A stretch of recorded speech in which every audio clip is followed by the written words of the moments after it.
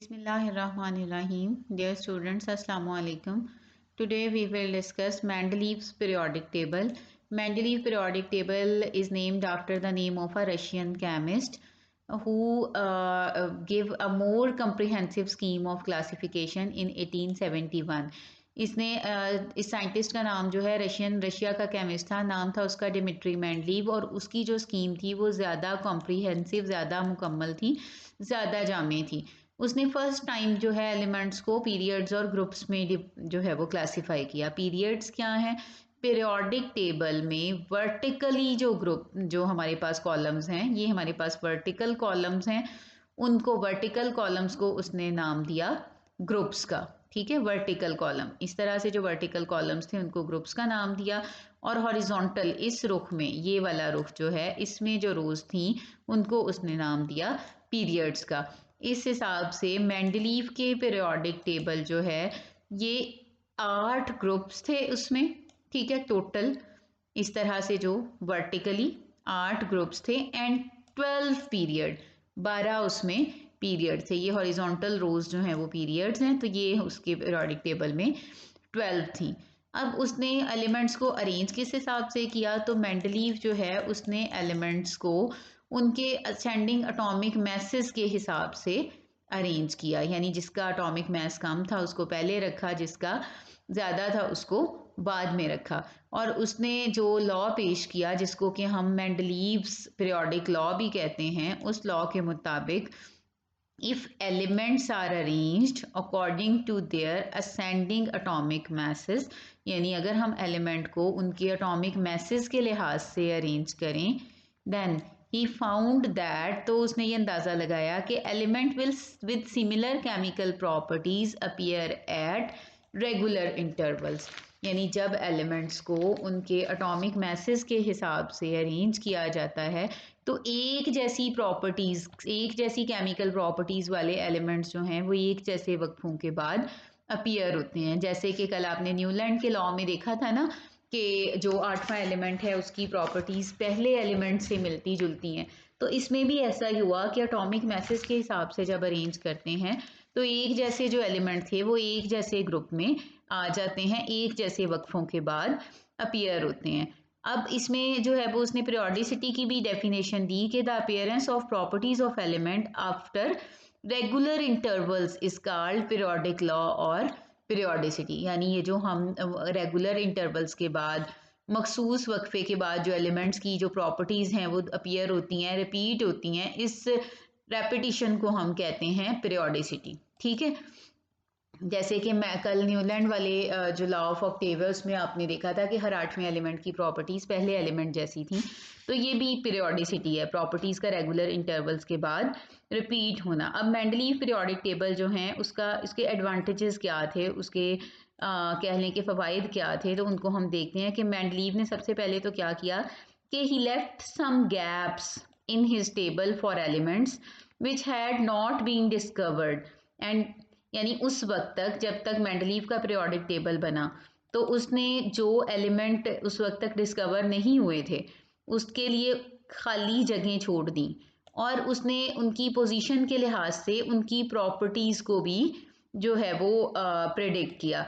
यानी जैसे आप फ़र्ज़ करें कि ये आपका पीरियोडिक टेबल में इस तरह से जो है कोई एलिमेंट है, सपोज़ यहाँ पे कोई एलिमेंट है, ए है, ठीक है, उसके बाद बी, सी, अब डी वाला जो एटॉमिक मैस था वो जगह खाली थी अगर फ़र्ज़ करें, तो उसने वो जगह खाली ही रहने दी और उसने ये भी प्रेडिक्ट किया कि यहाँ पे कोई एलिमेंट ज़रूर डिस्कवर होगा जिसकी प्रॉपर्टीज़ फ़लाँ फ़लाँ होंगी। अब उसको उन प्रॉपर्टीज़ का अंदाज़ा कैसे हुआ कि जो रेगुलर इंटरवल के बाद ए के नीचे डी आ रहा है तो डी एलिमेंट की प्रॉपर्टीज़ ए से मिलती जुलती ही होनी चाहिए थी, और ये वाला जो उसकी प्रेडिक्शन थी, यानी जो उसने पेशिनगोई की थी, जो एलिमेंट्स के लिए जगह खाली छोड़ी थी, वो बाद में बिल्कुल सही साबित हुई। मिसाल के तौर पे जब मेंडलीव पीरियोडिक टेबल बना तो जर्मेनियम एलिमेंट जो है उस वक्त तक डिस्कवर नहीं हुआ था, लेकिन मेंडलीव ने एक जगह खाली छोड़ी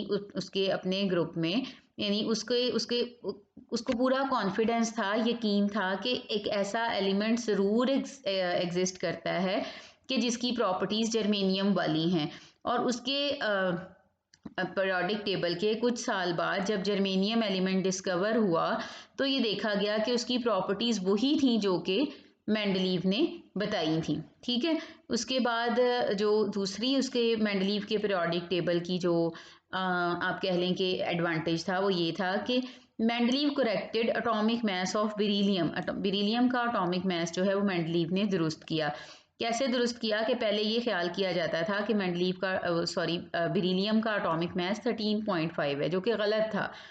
उसने ये प्रपोज किया कि बेरिलियम का एटॉमिक मास जो है वो 9 होना चाहिए, और ये उसने किस लिहाज से, किस हिसाब से प्रपोज किया, बेरिलियम की प्रॉपर्टीज़ को देखते हुए कि इन प्रॉपर्टीज़ के हिसाब से इसका एटॉमिक मास 9 होना चाहिए। ठीक है, ये इसका दूसरा एडवांटेज था। लेकिन एडवांटेजेस के साथ साथ मेंडलीव के पीरियोडिक टेबल में कुछ डिफेक्ट्स भी थे, कुछ कमियां भी थीं। और वो डिफेक्ट्स कौन कौन से थे कि सबसे पहला तो डिफेक्ट ये था कि मेंडलीव ने जो बेस थी उसकी पीरियोडिक टेबल की, वो एटॉमिक मास था। यानी उसने एलिमेंट को उनके एटॉमिक मास के हिसाब से अरेंज किया था, तो इससे फिर स्ट्रक्चर ऑफ एटम का कोई आइडिया जो था वो नहीं मिलता था कि एटम में इलेक्ट्रॉन हैं या प्रोटॉन हैं, कहाँ कहाँ मौजूद हैं। स्ट्रक्चर ऑफ एटम का कोई आइडिया या कोई क्लू नहीं मिलता था।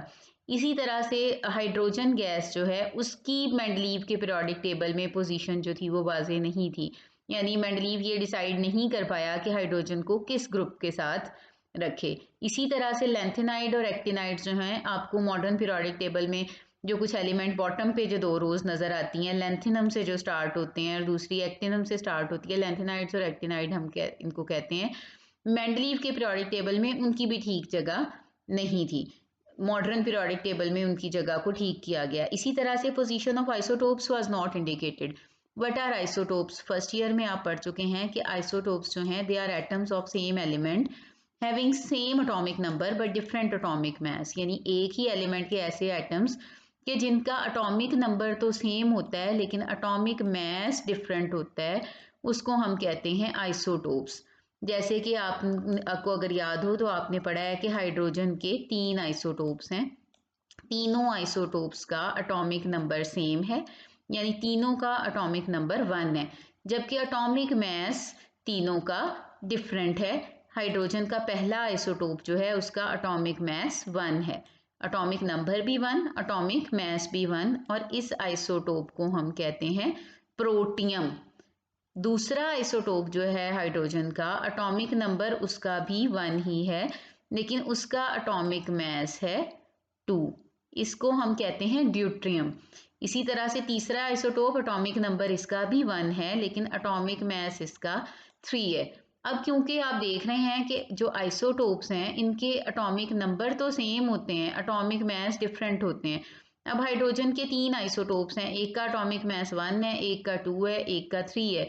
इसी तरह से कार्बन के जो डिफरेंट आइसोटोप्स हैं उनके भी एटॉमिक मैसेज डिफरेंट हैं। कार्बन का एक आइसोटोप जो है उसका एटॉमिक मास 12 है, एक का एटॉमिक मास 13 है एंड एक का 14। तो अब का इन एटॉमिक मैसेज के हिसाब से हाइड्रोजन को अगर हम देखें तो इसके तीनों आइसोटोप्स को पीरियोडिक टेबल में अलग अलग जगह पे होना चाहिए। पहले 1 वाला हाइड्रोजन 1 एटॉमिक मास वाला आइसोटोप, फिर 2 एटॉमिक मास वाला, फिर 3 एटॉमिक मास वाला। लेकिन मेंडलीव ने इनकी पोजीशन जो है कि ये कहाँ मौजूद होने चाहिए इंडिकेट नहीं की थी। तीनों के अलग अलग एटॉमिक मैसेज हैं तो तीनों को अलग अलग जगह पे होना चाहिए था, लेकिन मेंडलीव ने इनकी जो है वो पोजीशन क्लियर नहीं की। इसी तरह से जो एटॉमिक मैसेज के हिसाब से कुछ एलिमेंट्स के जो पेयर्स हैं उनकी पोजीशन रेगुलर नहीं थी। कैसे? जैसे आप देखें आर्गॉन और पोटेशियम को आप देखें, दोनों का जो है वो एटॉमिक मास अप्रॉक्सीमेटली सेम है, 39.9 आर्गॉन का है, पोटेशियम का 39। तो जाहिर है कि इनकी पोजीशन भी ठीक नहीं थी। हालांकि एटॉमिक मास दोनों का सेम है तो अब किस बेस पे इनको जो है वो उसने आगे पीछे या अरेंज किया है। इसी तरह कोबाल्ट और निकल, इनकी पोजीशन ठीक नहीं थी। टेल्यूरियम और आयोडीन की पोजीशन भी इनके एटॉमिक मैसेज के हिसाब से ठीक नहीं थी। These were the main defects found in Mendeleev's periodic table। तो मेंडलीव के पीरियोडिक टेबल में पाए जाने वाले इन डिफेक्ट्स को, इन खामियों को बाद में मॉडर्न पीरियोडिक टेबल में दूर किया गया और मॉडर्न पीरियोडिक टेबल जो है उसमें एलिमेंट्स को जो है वो एटॉमिक मैसेज की बजाय एटॉमिक नंबर के लिहाज से अरेंज किया गया। मॉडर्न पीरियोडिक टेबल और मॉडर्न पीरियोडिक लॉ इंशाल्लाह कल डिस्कस करेंगे। तब तक के लिए अल्लाह हाफिज़।